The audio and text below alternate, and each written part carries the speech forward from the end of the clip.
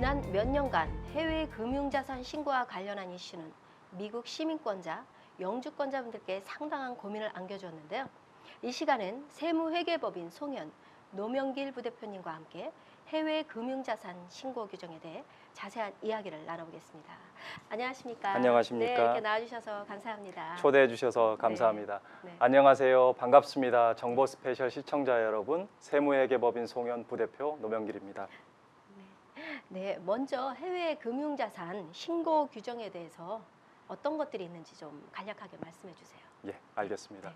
해외 금융계좌 또는 해외 금융자산 신고하고 관련해서 다들 많은 부담들을 가지고 네. 계신 것 같아요. 네. 그래서 오늘 이 시간을 통해서 큰 주요 골자들 몇 가지를 정리해 보실 수 있는 시간을 좀 가지셨으면 좋겠고요. 간단하게 정리를 좀 드려보겠습니다. 첫 번째로 해외 금융자산 신고와 관련된 규정은 두 가지가 있습니다. 하나는 FBA라고 하는 해외 금융계좌 보고 의무이고, 다른 하나는 FECA라고 하는 해외 금융계좌 신고법입니다. 그런데 FBA와 FECA는 별도의 독립된 규정입니다. 즉 FECA에 의해서 해외 금융자산을 IRS에 보고를 하더라도 FBA 보고 의무는 면제되지 않는다는 점 유의하시기 바랍니다. 네, 그렇군요. 네, 그럼 이 두 가지 규정 중 먼저 FBA에 대해서 좀 알아볼까요? 예. 네, 그럼 FBA란 무엇이고 누가 어떤 조건으로 보고를 하는 건가요?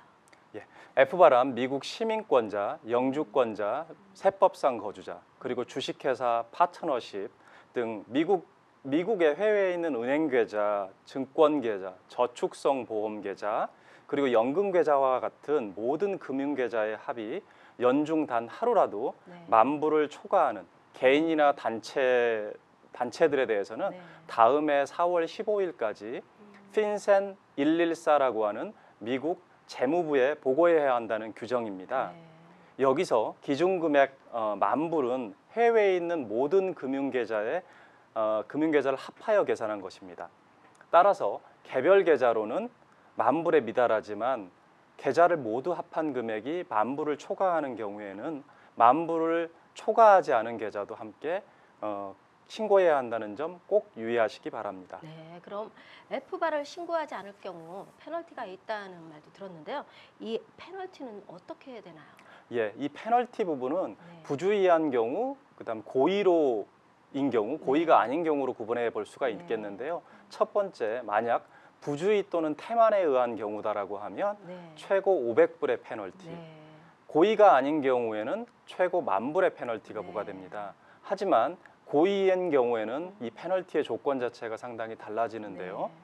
10만 불과 보고 안 한 금액 50% 중 큰 금액이 페널티로 부과되고, 이 페널티뿐만 아니라 경우에 따라서는 형사처벌의 대상이 될 수도 있습니다. 네, 그렇군요. 그럼 FBA 신고를 누락한 경우 자진 신고를 할 수 있는 프로그램이 있다고 들었는데요. 그 프로그램은 어떤 것들이 있나요?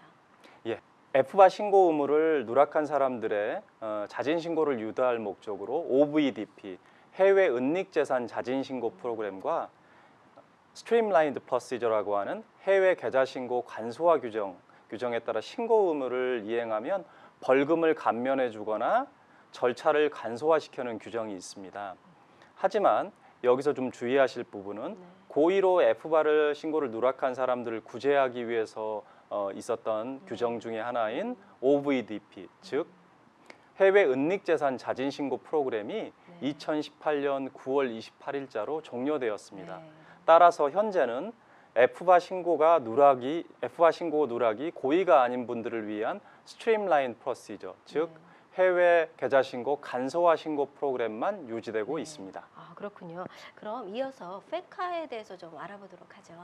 네, 이 FECA란 무엇이며 또 어떤 조건에서 신고를 해야 하는 건가요? 이 FECA는 역외 탈세를 방지하겠다는 취지를 가지고 2010년도에 제정된 규정입니다.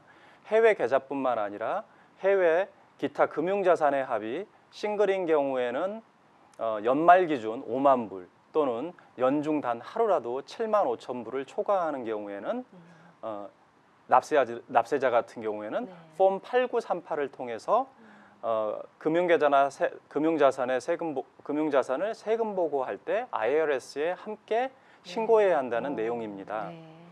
페카는 두 가지 내용으로 구성이 되어 있는데 첫째는 납세자의 해외 금융자산 자진 신고 의무, 둘째는 네. 해외 금융기관의 금융정보 제공 의무입니다. 네. 이렇게 미국 정부가 해외 금융기관에까지 보고 의무를 부여함으로써 미국 시민권자나 영주권자분들께서 해외 금융자산을 보고하지 않으시더라도 네. 미국 정부는 미국 시민권자, 영주권자분 등의 해외 금융자산 내역을 파악할 수 있게 되었습니다. 아, 네, 그렇군요. 그럼 페카가 에프바에 비해서 신고 대상 범위가 넓다고 들었는데요. 이 신고 대상은 어떻게 되나요? 네. 예, 그렇습니다. 페카 신고 대상은 네. 금융자산의 범위가 에프바의 신고 대상인 해외 금융계좌보다 넓습니다. 네. 페카의 신고 대상에는 해외 금융계좌뿐만 아니라 비상장 주식 등과 같은 기타 금융자산도 함께 포함됩니다. 네. 네. 그리고 현재 보험료를 납부하고 계시는 저축성 보험의 네. 경우라고 하면 보험금의 회약 환급금을 기준으로 삼고 있고요. 네. 펀드의 경우라면 펀드의 평가액을 기준으로 삼고 있습니다. 네. 특히 비상장 주식의 경우라도 만약 10% 이상의 지분을 소유하고 계신다라고 하면 본인이 보유하고 계시는 주식 보유 현황을 폼 5471을 작성하셔가지고 세금 보고 시에 IRS에 함께 보고하셔야 될 의무가 있습니다. 네, 페카도 신고하지 않을 경우 페널티가 부과되나요? 예, 페카는 세금 보고와 네. 함께 IRS에 보고를 해야 되는데요. 페카 신고를 누락할 경우 누락한 해마다 매년 10,000불의 페널티가 부과됩니다. 네. 또 뿐만 아니라 네. IRS 통보를 받은 이후에 일정 기한 내에 신고하지 않게 되면 추가로 10,000불씩 최고 60,000불까지 페널티가 네. 부과될 수 있습니다. 네, 많이 무는군요. 예, 여기에서 한 가지 당부드리고 싶은 말씀이 있습니다. 2016년 9월 한미 금융정보 자동교환 협정 비준 동의안이 한국 국회에서 가결되어서 한미 간 금융정보 자동정보 교환이 이루어지고 있습니다. 네. 한미 양국에 있는 고액예금을 고의적으로 누락하시는 경우 숨긴 금액에 대해서 과세 당국에 포착될 가능성이 점차적으로 높아지고 있습니다. 네. 따라서 세금 보고 진행하실 때 세무 전문가들의 도움을 받아서 네. 반드시 해외 금융계좌 그리고 해외 금융자산 보고를 진행하시기를 당부드립니다. 네, 납세자분들께서 해외 금융자산 신고 규정을 이해하는데 많은 도움이 되었으리라 생각합니다. 감사합니다. 감사합니다. 네, 감사합니다. 예, 앞으로도 여러분들에게 다가갈 수 있는 네. 도록 열심히 노력할 테니 많은 관심 가져주시기 바랍니다. 네, 감사합니다. 감사합니다. 네.